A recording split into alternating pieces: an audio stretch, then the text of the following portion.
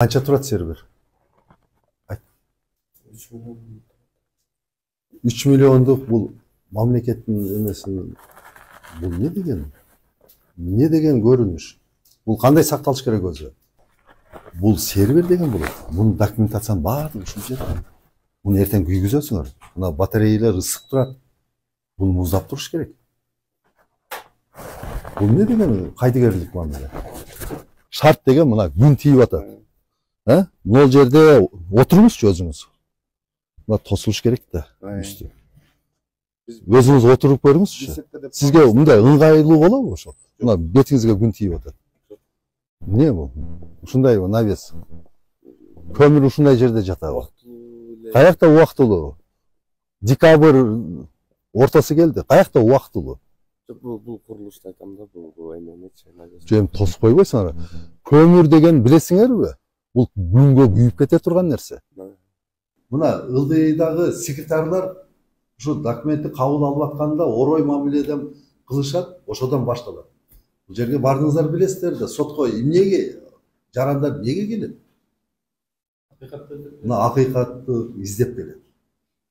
Медербек Сатыев жогорку соттун төрагалыгына дайындалгандан көп өтпөй, аймактагы сотторду кыдырып, судьяларды камера алдында сындап, соттун көмүрканасына чейин текшерип, элдин оозун ачырган. Бирок анын региондорго жасаган сапары көпкө уланган жок. Балким текшерүү менен барып жатса дагы элге чыгарган жок. Көрсө Сатыевдин көрүнбөй кеткенинин себеби бар экен. 3 февралда эле Фейсбуктагы пикири үчүн айыпталып, 20 мартта камакка алынган журналист Канышай Мамыркулова буга байланыштуу документтерди интернетке жарыялаптыр. Ошондо Мамыркулова жогорку соттун төрагасы Медербек Сатыев соттор кеңеши тарабынан сөгүш алганын белгилеген. Бирок ал учурда бир дагы мамлекеттик орган бул маалыматты тастыктаган эмес. Соттор кеңешинин 24 январдагы чечиминде өткөн жылдын декабрында жогорку соттун делегациясы иш сапар менен келгенде Сузак районунун судьялары иш сапардын чыгымдары үчүн судьялардан акча чогултулганын айтып беришкени жазылат. Судьялардын бири Жепар Сабырова 13 декабрда ар бир судьядан делегациянын чыгымдары үчүн 2000 сом, ал эми түшкү тамакка 1000 сомдон чогултулганын билдирген. Медербек Сатыев болсо акча чогултууга эч кандай көрсөтмө бербегенин, бул окуялар боюнча маалыматы болбогонун айткан. Ош облустук сотунун төрагасы Мирлан Боронбаев жогорку соттун делегациясын тосуп алуу жана Жаннат отелинде жашоосу үчүн өз эрки менен соттордон 150 000 чогултканын билдирген. Ал эми Жалал Абад облустук сотунун төрагасы Каныбек Токтосун уулу менен Сузак районунун сотунун төрагасы Кубанычбек Самудидов акча чогултту деген сөздү четке кагышкан.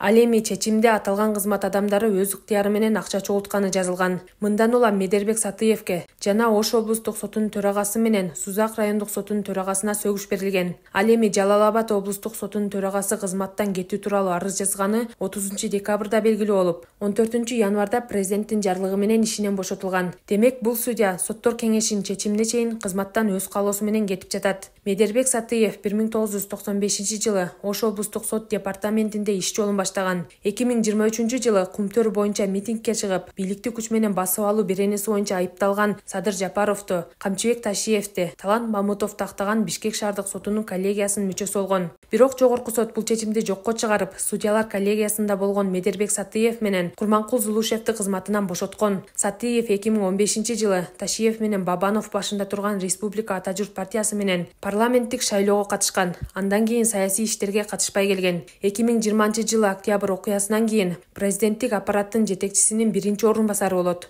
4 жылдан кийин жогорку соттун судьясы катары 1 жыл иштебей төрагалыгына чейин көтөрүлгөн. Медербек Сатыев өзү сөгүш алганы тууралуу комментарий бере элек. Жогорку соттун төрагасы аймакка иш сапар менен чыкса, ансыз да бюджеттен анын чыгымдары жабылат. Бирок мамлекеттен бөлүнгөн акча менен жогорку соттун делегациясы Оштогу Жаннат сымал отелде албетте кала алмак эмес. Себеби анда бир түн калуу 12 000 сомго чапчайт. 2023 жылдан 2026 жылга чейин сот системасына мамлекет 25 миллиард 518 миллиондон ашык акча бөлгөн. Судьялардын айлыгы жыл сайын көтөрүлүп жатат. Андан сырткары аймактарда иштеген судьяларга кызматтык үйлөр курулуп, Бишкекте көп кабаттуу үй курулуп, ипотекага берилди. Ал эми сот аткаруучулар кызматтык унааларга ээ болушту. Соттор элдин мамлекетке болгон ишениминин негизин түзөт. Эл канчалык соттон акыйкат тапса, ошончолук бийликке болгон ишеним жогорулайт. Камактагы журналист Канышай Мамыркулова жогорку соттун төрагасы Медербек Сатыевдин сөгүш алганы тууралуу Фейсбукка жазып чыкпаса, бул маалымат элге чыкпай калмак беле, ким билет.